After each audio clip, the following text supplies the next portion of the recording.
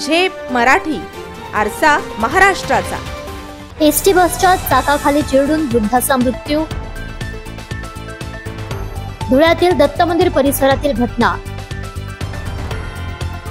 बस चालक पोलिसांच्या ताब्यात।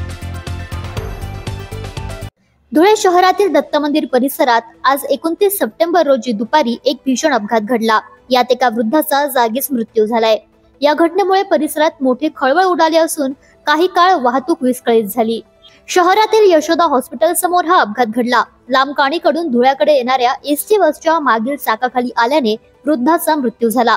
मृत व्यक्तीचे नाव जयवंत रामदास पाटील असे असून ते देवपुरातील श्रीकृष्ण कॉलनीतील रहिवासी होते। एसटी बसच्या मागील चाकाखाली जयवंत पाटील यांची दुचाकी क्लीनरच्या बाजूने आल्याने ते गंभीर जखमी झाले आणि घटनास्थळीच त्यांचा मृत्यू झाला।